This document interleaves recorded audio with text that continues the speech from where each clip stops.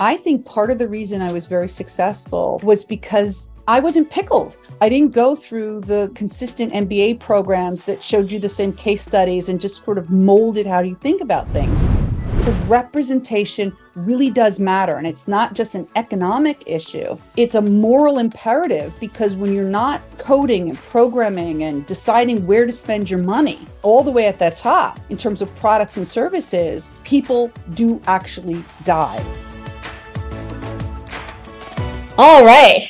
Lori, welcome to Money Bites. Thank you so much for joining us. Yeah, well, thank you for having me. We have some really exciting announcements with the launch of your new book, and would love to actually start off there because I got a lot of inspiration from a bit of a cheat sheet you added at the end. There was a list of some really thought-provoking questions and experience that you added at the end. So I'm sort of going to follow your guide and the breadcrumbs there. Boy, put me on the spot. Exactly. You've interviewed some of these amazing women in STEM, and I'm hoping to sort of turn the same question on to you. Sure. Sounds good. So the first question that I have is, many of your interviewees mentioned some kind of a childhood flagship memory, whether that be sort of cultural or from their, family, or, the experience of excelling well in school, etc., that propelled them into the field of STEM sort of later down their career. Was there something like that in your childhood? I think it was interesting. My childhood was very filled with a lot of curiosity. It was back in the day when parents did their own thing and they just sent their kids out, and then they rang a dinner bell or whatever, called them in for dinner. So you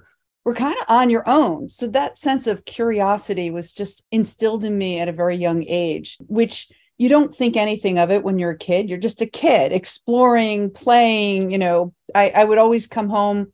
It's funny. Most of my elementary school pictures have some sort of scar on my, a sort of cut on my face, because I was just climbing trees and running through the woods and all of that kind of very loose childhood, which, was also, when I think back, I'm like, what were our parents thinking? I can remember many times that, if one little thing went wrong, I could have died. So we somehow survived. The human species continued.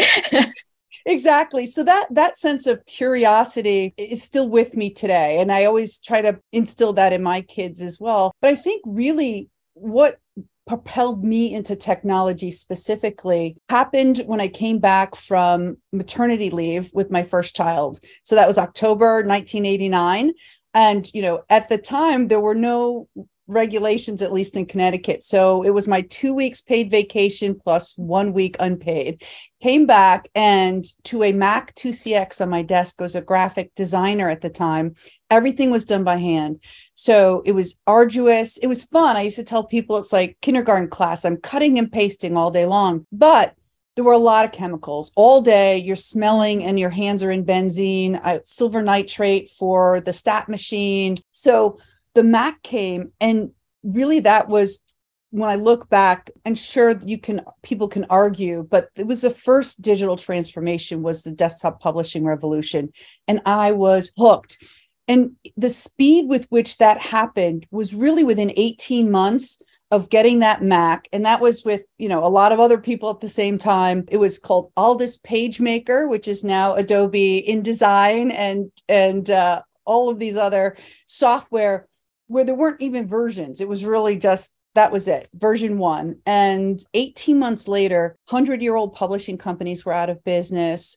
Jobs were gone. I mean, it was just completely different industry. So there were some negative downsides, but the positives, we were able to do as artists, things we could never even imagine before, because you were designing things from your head, putting it in black and white. And the first time you really saw all the pieces come together was on the press run. But now we could see it on our computers, and then we could print it. And a few years later, we were able to print it out and see it. And we could do things we couldn't do before. It was just so exciting. And I thought, this is just marketing. Imagine what this technology could do for education, for government, for healthcare, just on and on. Just simply buying a car, everything changed for me, and I could see it changing for the world, and I was just hooked. So those were kind of the two areas that brought me into technology in such a passionate way. I'm going to take a tangential question here. Do you feel like what we're seeing with the AI so-called revolution right now, a rhyme of something you've seen in the past then? Yeah. And it's funny. So our Women in Tech New York chapter just had a AI in the workforce at Microsoft last night. And I was just saying that to a young woman who was asking me, is this big? Like, how big is this AI? And I was like, this is big. It's huge. And I'm seeing the pace with which is breathtaking, in the same way that I felt that pace back then in the desktop publishing revolution. Things like the metaverse, and I know people are on the fence where that's going to go. I see that as a long-term play. I mean, eventually we're going to be using AR and VR, and we're going to be in those spaces quite a bit. But that's a long-term, slow development. This AI is it's immediate. It's similar to the iPhone when it came out, or the iPad as well, and even faster than that. So yes, AI. And you get people saying it's been around for a long time. Yes, it has. The difference with ChatGPT is the user experience. Mm-hmm. And I think a lot of pundits are forgetting that, because technologists tend to lead with the technology, but somebody had the bright idea. And I guess and I don't remember her name, but the woman at OpenAI who developed that, the CTO, she's put together that people need to use technology, and for what purpose. So you really need to understand what is the use cases and how can this technology apply to those use cases. Steve Jobs understood design, not as pretty colors, but design as functionality was central to his products. Like, that was key to the technology, was a design aspect. The OpenAI developers understood that, and that comes from the top. The technology is only as good as the use cases for individual users. And that's why you saw this rapid adoption. Like, they were like, yes, I can use this. I understand this. They understand me. It's not the technology. It's the application of that technology to real life that's making it just speed through. And yes, it's big. Sometimes when there are these almost once in a generation moment, where these like big new waves that are coming, you have to be in the right place at the right time. What advice might you give to women in tech? What would be the right place, right time? Yeah. And Web3 too, I'd put the Web3 is cool, and that's a right place, right time. At the same time, the AI, and those are clearly converging as well. Everyone is making it up, and it's beautiful in Web3. And I haven't seen it said in AI, but it's the same is true. But in Web3, it's anyone who says they're an expert, run. Nobody knows what it's like, right? Like, no one knows what's really happening. Yes, there are people who've got more experience, they've done things, but now is the time to just lean into that. Just go, try things out, experiment in both places. A lot of people think in both of those areas, I need to be a data scientist in order to be in AI. I need to be a coder or programmer in Web3. The truth of the matter is, yes, that's the underlying component. But on top of that, you've got program managers, project managers. You've got, as I said, the reason why AI and the reason why maybe Web3 is a little slower is, what are the use cases? There has to be the business analysis on top of it, the customer discovery on top of it. For example, you have prompt engineers. Those aren't coders. Those are people who understand enough about the technology to be able to ask it the right questions, because it understands how it's going to respond to those questions. But the real value there is understanding who is asking those questions, for what purposes, what are they going to do with that information afterward, and making sure that the prompt that you're giving it is going to allow that user to take that information and do something with it. That is not a technical skill. That is a translator skill, translating the customer needs or the user needs into understanding the technical requirements, and being that middle person to understand, what do I ask this technology so that this user can use it? And that's where I think a lot of women have skill sets, for whatever reason, nature, nurture, however, that far exceed a lot of our male counterparts in those ability to translate needs into technical requirements. Love it. So if a TLDR might be, don't worry so much about hard skill sets, be user-centric and just get in there. Yeah, whatever you are comfortable with, get in there, whether that's the soft skill sets, the hard skill sets, whatever that is, go experiment. Love it. And I know women are so over busy, find the time and go for it. One of the things that I really love about the Women in Tech organization in the US is that for our volunteers, they'll volunteer for a specific job posting they saw, for example. And I get on the phone and I look at their resume or their LinkedIn and I'm like, well, you're volunteering for an event coordinator position, let's say, but it really looks like you're into project management. Tell me where you want to go in your career 2 steps from now. And then we had this whole other conversation. I said, well, let's get that on your resume. You're going to gain the expertise, the confidence. It's a sandbox for you to play around in a safe environment and have some fun doing it and make some great connections. Oh, can I do that? Can I do that? Absolutely. So basically, find a volunteer position. If your family has a business, go volunteer for them to go do an app or develop something for them, and then gain that experience so that you can put that on your resume. You can talk more confidently about it, or just start applying. So what? If you're not a good candidate, they won't call you back. That's all there is to it. So just start applying and see what happens and make those connections.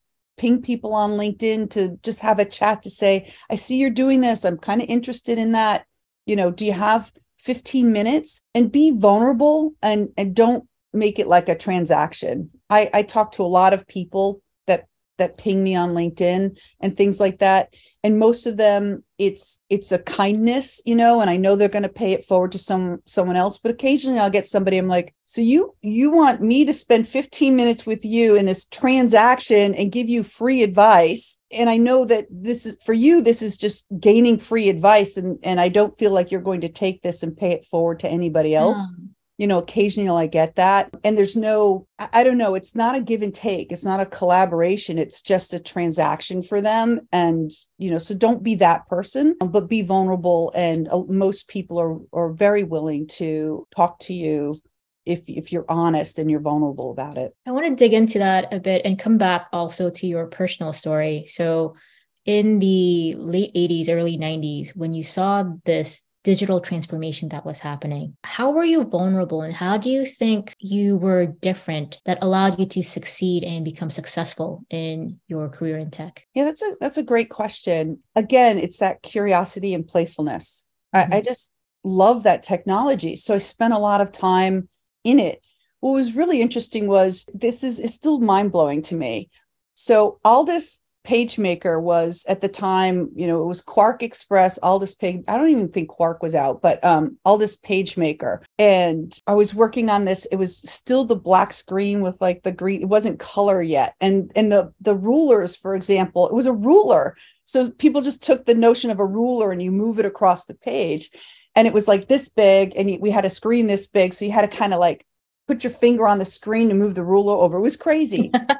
It was just insane. And somehow, and I don't know how, but I got onto a fax, kind of like a fax channel, if you will, direct to the developers of the Aldous PageMaker. And they would send out updates through a fax machine each week, but you could also fax them back your request.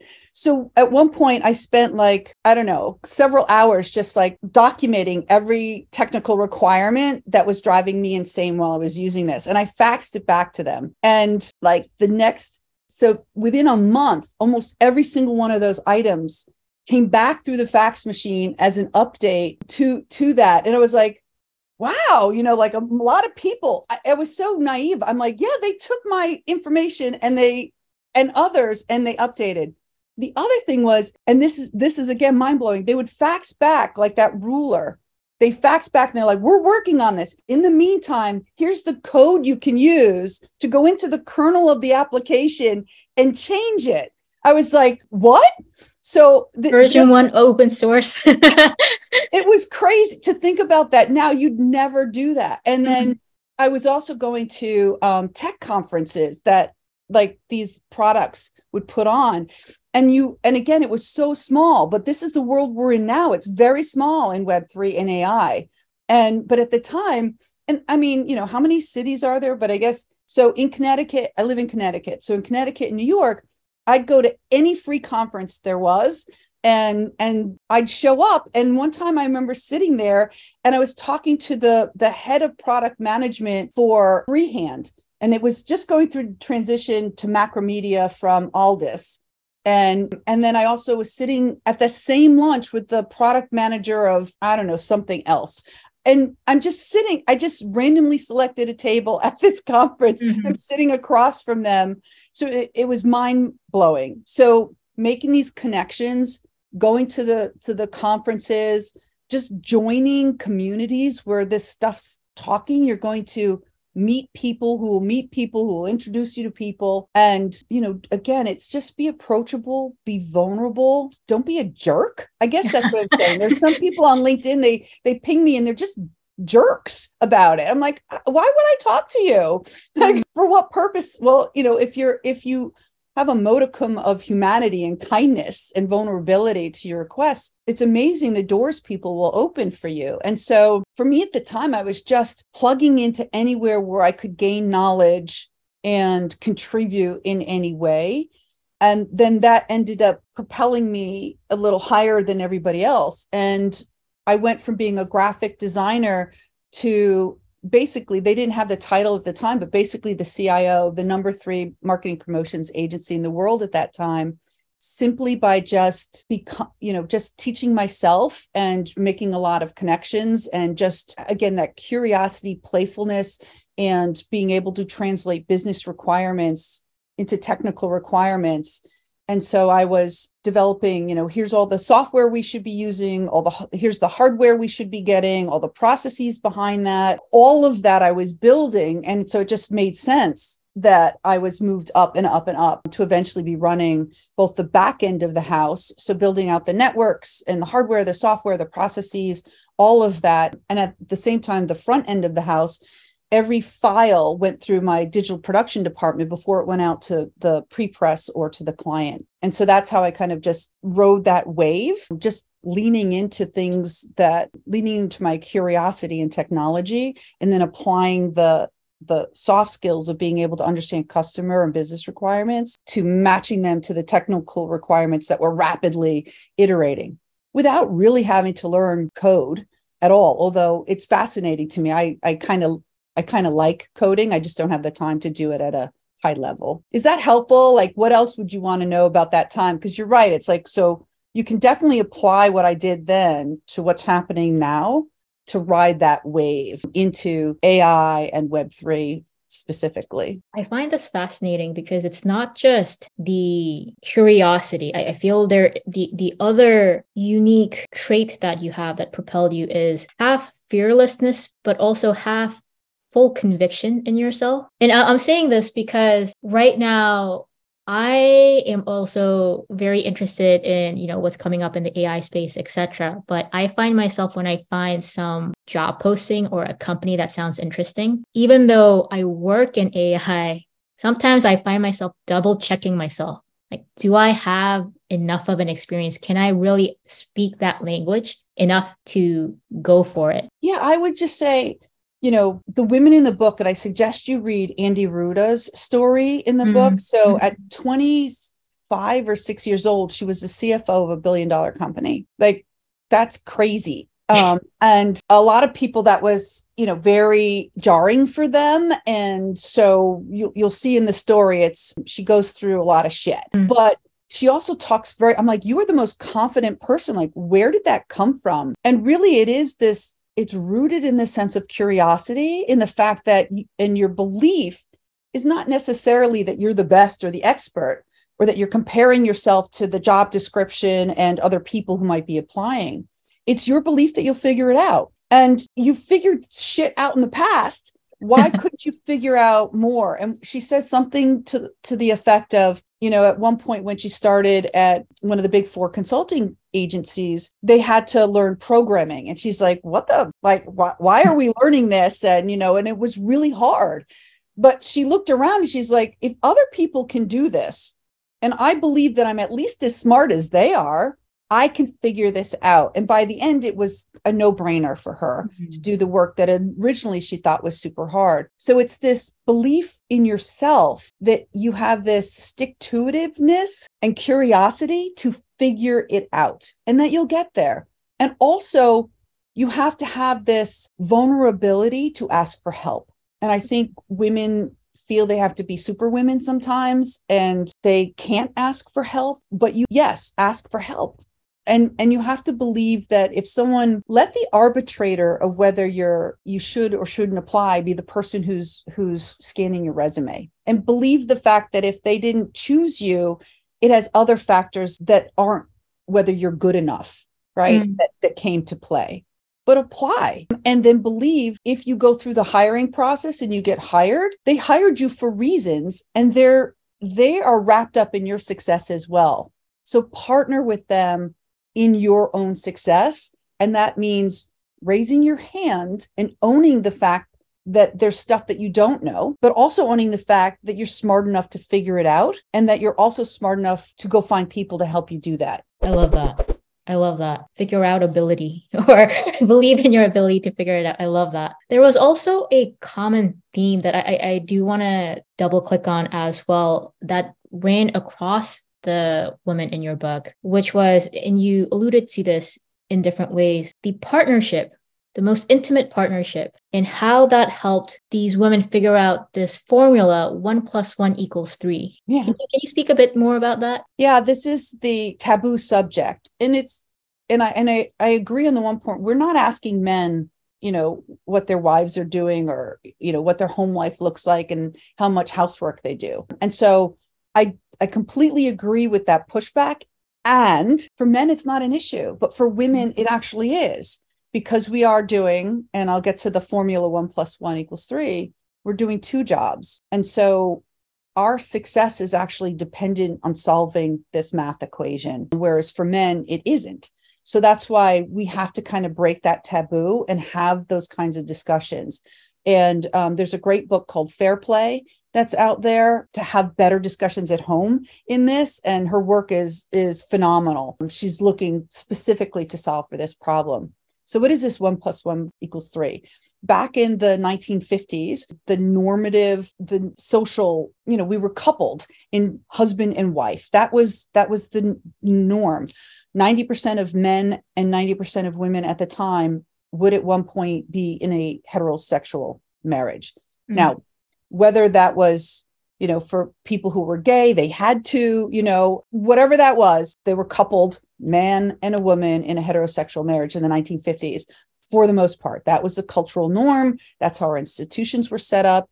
And in that dynamic, the man went to a paid labor out in the workforce, and women in general had unpaid labor at home, right? So you had one in the paid workforce, one in the unpaid workforce. So you had 2 people in that marriage and 2 jobs. So 1 + 1 = 2. In the 1960s, and then definitely accelerated in the 1970s, that women started to go to work in droves for multiple reasons. And I kind of outlined some of them in the book. The feminine mystique, the civil rights, the Equal Pay Act, what happened in the 60s was coming to manifest itself in the 70s. And so women went to work, and we've only seen that accelerate. And I don't know the numbers off the top of my head, but it's, the majority of women now work in the paid labor force. So now you have 2 full-time jobs out in the paid labor force, and you still have the one unpaid job back in managing the household and the childcare and the elder care.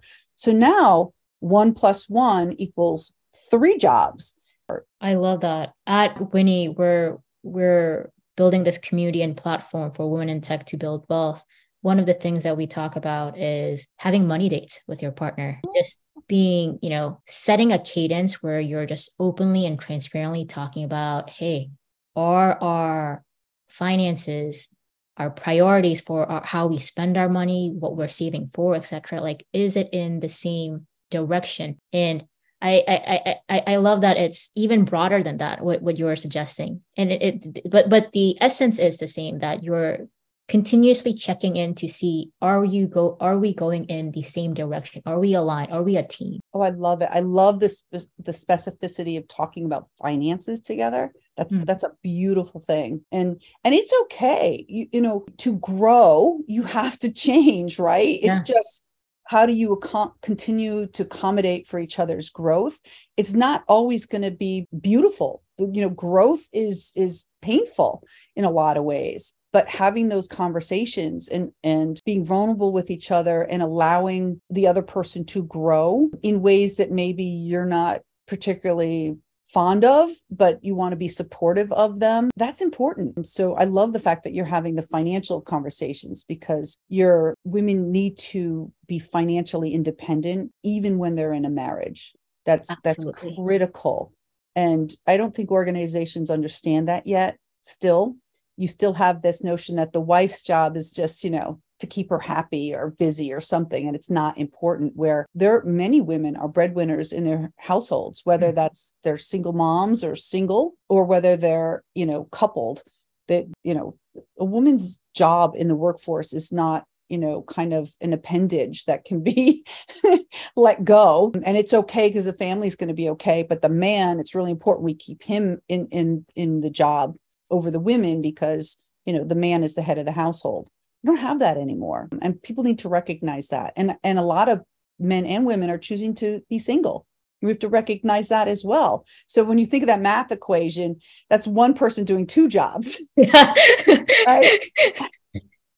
I think it's a bit personal choice, but I have to say I'm sort of in a similar situation. But it's sometimes a bit sad when I hear they're opting for that path because that 1 + 1 = 3 is enough of a prevention to make that commitment. So yeah, I agree. It's a partnership discussion that needs to happen. But you also mentioned, and I wholeheartedly agree with it, it's a organizational process, structural, societal discussion that needs to happen. Yeah, we haven't caught up to the reality of what real life is today.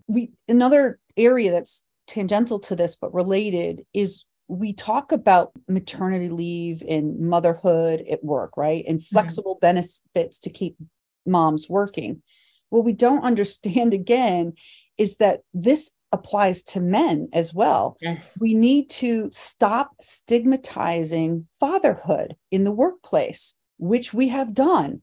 If a guy, and being a good husband as well. So if a guy takes off so his wife can go on a business trip, he gets chided, or his boss is like, doesn't think that's a reasonable request, right? Not that it's any of anybody's business why you need to take the time off. And that if and when children come into play, the father being able to take paternity leave, being able to be there in those beginnings and building that relationship, but also throughout the life of those children, being able to take time off and go to open house at the school, or, you know, play t-ball with their child and be the coach or whatever. Those things have to become normative in the workplace. And we have to stop stigmatizing fathers, because as we just talked about, it's critical that husbands and fathers pick up some of that unpaid work at home. And also the couples figure out what you're outsourcing, who's doing what. And in those cases, equity, you know, equality isn't equity. It's really figuring out, and that's what the book Fair Play is really good at, is figuring that, having those questions in a neutral kind of fashion, and also having the scope of all the work be present, so people understand, you know, partners understand how much work there really goes into managing a household and elder care and child care. And so rather than saying, you know, I need help, you're not doing enough, and the person saying, I'm doing a lot, how come you're not giving me any credit? It takes that kind of unhealthy dialogue off the table, and you start having better conversations about, this is the scope of all the work that has to get done. This is all the work I've been doing, right? Like, I can't handle this. We have to figure out how to delegate some of this away, whether we decide we're not going to have a clean house, or whether we're going to outsource it to somebody and this is how we're going to pay for it, or whether they say, you know what, you need to pick up some of this stuff. Those conversations need to be had. and can be had. At the same time, the workforce and the structures we have in place at work need to accommodate that. So when we're talking about flexible benefits, that's not just for mothers. That's for fathers. That's for single people. If I want to go parachuting, right? Like that's my thing. I'm single or I'm married, whatever that is. People need to have lives outside of work. And we've lost that in this, craze of efficiency and productivity measurements, which is a whole nother story. But I'll pause there before I go into that because, we have this first industrial revolution thinking because our structures are still set up that way. Our management's still set up that way. The things in terms of efficiency and productivity, those measures no longer apply. And in fact, could be the reason your organization is not innovative enough. And so we need to accommodate for innovation, which is a different type of your brain in the brain science. Productivity and efficiency is very different than creativity and innovation. And the way we're structured at work doesn't accommodate for the innovation piece. So I'll pause there because that was a lot in terms of, how those partnership relationships and the structures we have at work to support the family structure or they don't. And right now we're far behind in catching up in terms of making it so that women and men can have the kind of lives that they need to have. I'd love to play off of that and also ask you a very personal question, starting off with a comment that you made in the intro of the book, which was, I've been a mom of 5 and I love being a woman in tech. Being both, though, was damn near impossible. Sort of given everything that you just shared and the research and the insights that you pulled into the book. Looking back, though, do you feel those insights sort of weaving through how you propelled in your own career, or would there have been anything that you would have wanted to change if you were to redo it? I've never been a person who looked back and said, I need to change this, right? The regret thing, because I really believe that everything you go through makes you the person you are. So that resilience component, right? So, you go through shit and you come out the other side and Nelson Mandela said, I never lose. I either win or I learn. So for me, the curiosity, the learning trumps any of the shit that I've gone through. That said, at the same time, I want to make sure that going forward, other people don't have to go through as much shit or the same shit I did. There's always going to be crap that you go through. Everybody's path is a little different. Some are harder than others. So one of the things, at one point, I had a child in college. We had a child in college, high school, middle school, elementary school, and at home. So all 5 of my kids are completely different schedules. And I had a commute that was 55 miles each way. And with New York City traffic on 95, it was up to 2 hours each way. And on Friday afternoons, sometimes it would take 3 or 4 hours to get home. It was insane. I dropped out of college. So I was also trying to get my degree while I was, at one point still nursing. So the college wasn't online. It was physical. And it was just exhausting. So basically I was trying to be super, super woman, right? And my body fell apart. Like it just broke. And I realized I'm just going to take the college degree off the table. And I always continued to take classes and learn because that's just who I am, but trying to accommodate. And now it's probably more possible because there's a lot more options. But at the time it wasn't. I was like, I am who I am. And the only reason I was trying to get that was because of a paper ceiling. Right? I knew that the algorithms were filtering out my resume and I was just getting dinged. My performance was outstanding, breakthrough results. Like nobody could touch what I was doing, but people wouldn't take me on because I was a risk in terms of not having that college degree. I didn't meet the specified criteria that you had to have, a master's degree for this particular role. So I was just trying to just get that piece of paper. And finally I said, fuck it. I'm not doing it. I can't do it. It's killing me. And, people are just going to have to take me as I am. And over time, I learned to own that because there's a lot of people that for whatever reason cannot get that degree early in life. And to penalize people because they were born in the wrong zip code or because of whatever happened to them at one point, to always look at that as a black mark. And there's nothing that they can do in terms of their performance going forward that can change that black mark. That's just wrong. And so now I just own that. And I said, look, I dropped out for various reasons, wasn't able to go back and get that degree for a number of reasons. That doesn't change my experience and what I can do to own that role and bring you the kind of breakthrough results I have in other places. Let it go. And I've been having this ongoing fight with LinkedIn because they call you incomplete. Your profile's incomplete if you don't put in a university.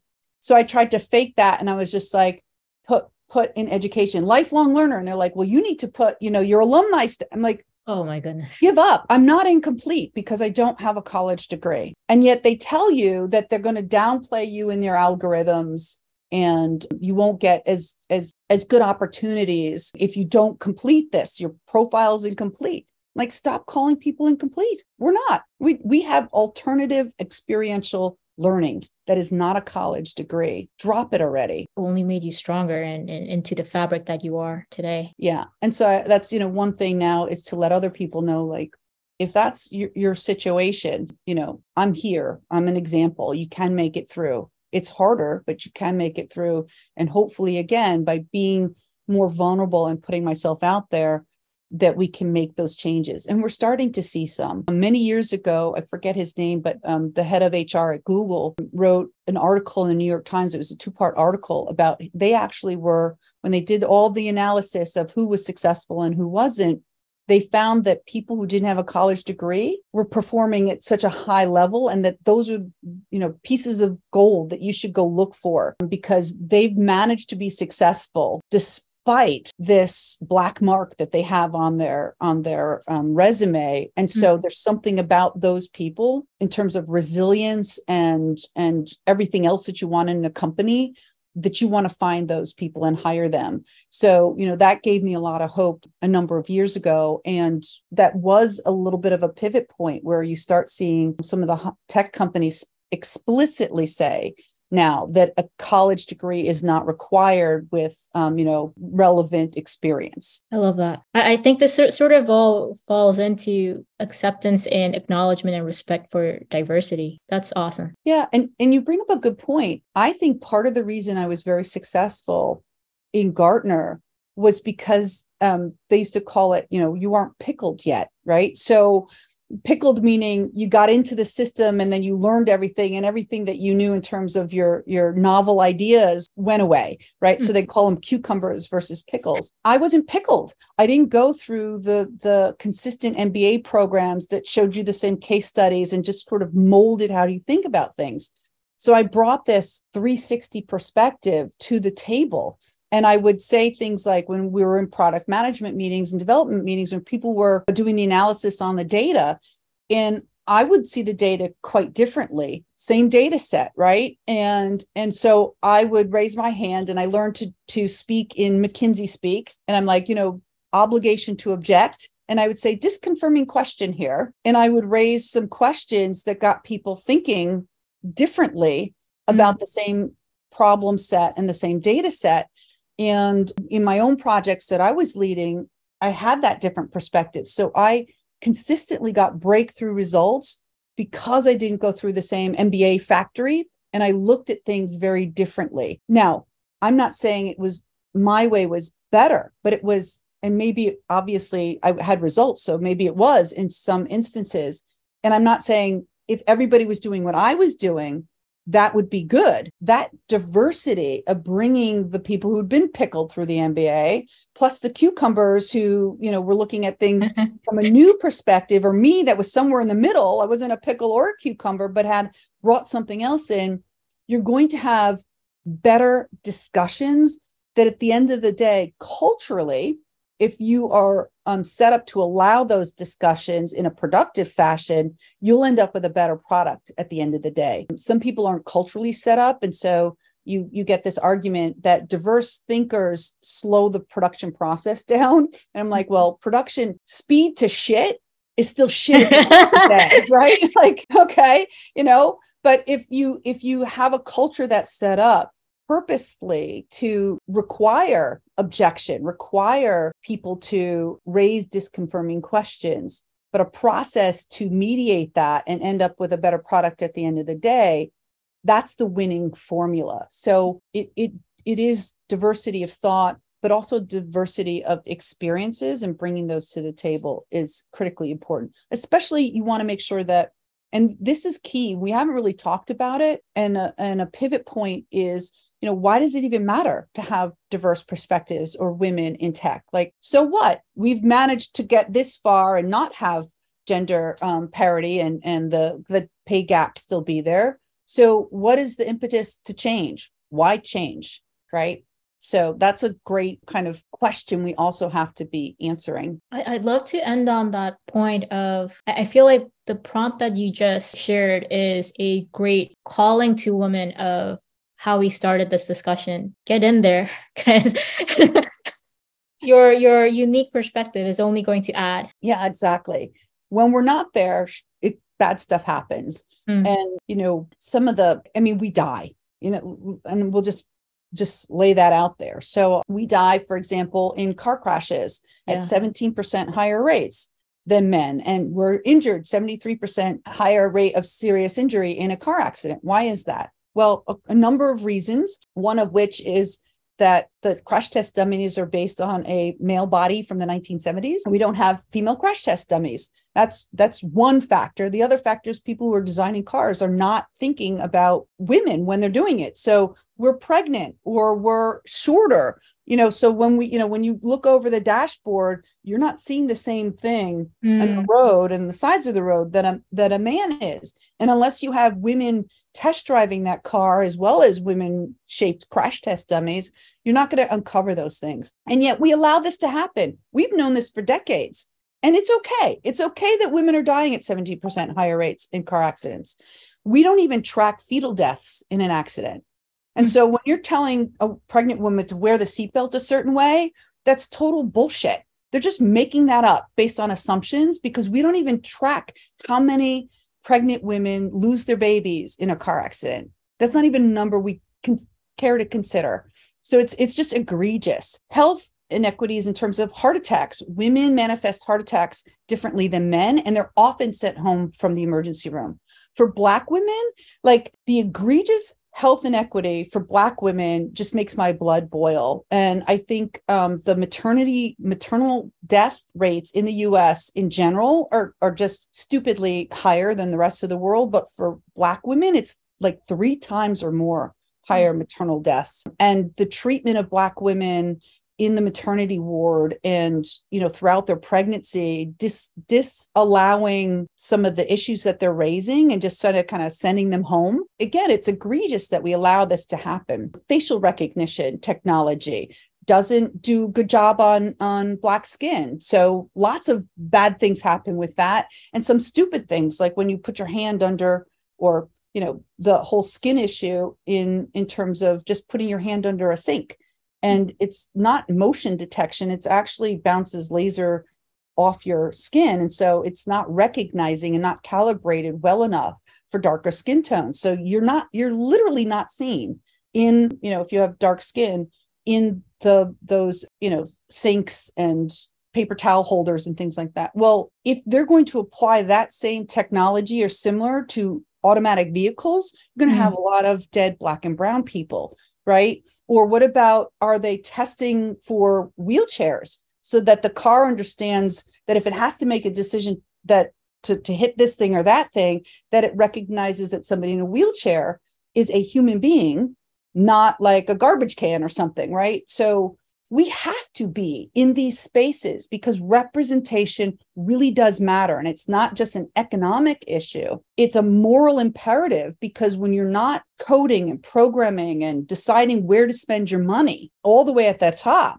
in terms of products and services, people do actually die. And women make up 51% of the population. The fact that we're not represented in these decisions is again, egregious. And it's also stupid. So that's sort of the moral imperative why women really need to work hard to get into tech, be brave to stay in tech, to Minky, to go out there and apply for these AI jobs, right? Like, you need to be there. You need to represent, all of your lived experiences in the AI world so that you can raise these red flags when people are not considering, certain aspects that you take for granted in your life. That's the downside. The upside of doing this, and this is where the economic imperative for organizations come into play, right? So you could want to have and be a great company, but at the end of the day, the decisions are being made on shareholder, not stakeholder at this point in time, right? And so it's follow the money. Well, here's the money. And this is where it becomes an economic imperative and a fiduciary duty of the leadership team and the board to at least get gender parity, right? So companies with gender diversity in leadership had 50% higher profits, 50% higher profits. Their profit margin was 10x. 10x is a key number because if you go in as a product manager or, whatever it is, you go into the leadership team with an initiative that's ROI is proven at 10x, it's like a blank check, sign on the dotted line. So 10x profit margin. For every 10% increase of women in leadership, 3.5% higher earnings before taxes and interest. 3.5% higher, that's huge, right? So why are we not there? That's on the internal side. The productivity rates are higher, the innovation, the speed to market. There's study after study after study that shows when you have gender parity in all levels of the organization, particularly at leadership, the company does better. So the fact that the company isn't prioritizing getting more women into leadership and making their organizations better for women so that they stay, it's a black mark on the company, quite frankly, and they're going to lose. So companies that are on the S&P 500, I think it was 61 years, you'd be on that S&P 500 if you got up there. It's like 11 years right now. So think about that. 75% of the companies on the S&P 500 today in 10 years' time will not be there. So think about that. You're rising and you immediately start falling if you even wherever you get to in 10 years' time. So women are going to be a huge factor in your ability to maintain your status or rise in the organization. If you aren't paying attention, it's like a death knell for your organization. That's on the one side. The other side is women control 80% of the consumer purchases, 80%. And that's not just beauty products and household products and diapers. 62% of car purchases are done by women, 62%. And we influence a greater percentage even beyond that. And you think about the commercials that you see for cars, who are they targeting? It's not women. Like that's just a mismatch between customer needs and who your real customers are and the way that product people and your leadership teams in these organizations are thinking about it, because they're thinking about it from their lived experiences. This is the same in financial institutions and wealth. 90% of the middle class gains in income in the last 40 years have come from women entering the workforce. Remember I said the 70s, right? So the middle class income gains have been driven by women. We own 51% of the personal wealth. And like I said, that's going to increase over time. 75% of the discretionary spend by 2028 is going to be in the hands of women. And yet we're not being targeted, and we're not being targeted appropriately when we are. Pink it and shrink it doesn't work for us, right? Like, oh, we'll just take the product we built for the men and we'll just throw pink all over the label or the product and we'll make it smaller and then, woo, it's good, right? That doesn't work. That's offensive in a lot of ways. And it's in terms of healthcare and cars, as we've seen, that's also detrimental to our health. So those are the economic reasons, two sides of it. And again, the stats can go on in terms of the purchasing power that women have that is not being catered to. So huge opportunity for growth for organizations if they go after the women's market. The way to do that is not have men sitting in a room deciding what tampons should look like, right? Like you need to have people whose lives are going to be impacted by these products sitting in the decision-making rooms at the top level. So the money's going to the right places, all the way down to the coders and people who are making the minute day-to-day decisions. It has to look more like the populations that we're serving. And then, as I mentioned On the other side of it, from the leadership skills that women bring to the table in an organization, again, proof after proof after proof that we improve the profitability and the success of those organizations, purchasing power and successful profitability in terms of economic power in the organization. So those are the reasons we need to join and stay. And those are the reasons organizations need to wake up so their companies don't tank and that they're positioning themselves for growth when we come out of this weird economic situation that we're in. I definitely want to add Winnie's hat name into the hat in terms of addressing the women and wealth issue. One final question. This is amazing. A very clear call to action for women as well as our allies on changing this. One last question before we wrap up, though. These data isn't secret. Like it's not new data. Do you think there's a reason why the upper echelon in these companies are either turning a blind eye to it or are they not aware of it? Where do you think the mismatch in action versus acknowledgement is? I think it's a spectrum and a continuum, right? So you can go all the way to the negative side and say people do not want to make this change, right? For various reasons that people can come up with. And that might be partly true. And then on the other side, you can look at it and say, it's hard. It's just hard. And I think when I talk to people, that they don't know these statistics. No one's bringing them forward. We have to just make it part of our normal conversations. Even when I talk to women, they have no idea. Like, how do you not know this? So they're out there. They're just not making the waves into the narratives. I don't think, and it's possible maybe it doesn't serve the media's purpose either side, right? Mm-hmm. Because the solution is actually the statistics. These studies show the solution. It's gender parity, but it's, how do you argue against that, right? If we traffic in outrage in order to increase engagement, let's say on either side of an argument, what is the impetus for actually solving the problem? Then, there's, and working towards that collaboratively, you don't have those engagement levels in social media or anything, right? Like if I'm outraged, and rightfully so, people should be outraged, but there's also a need to come together and collaborate, particularly when the studies show. So I don't know why, and as I said, you can come up with extremes on either side as to why the data isn't out there.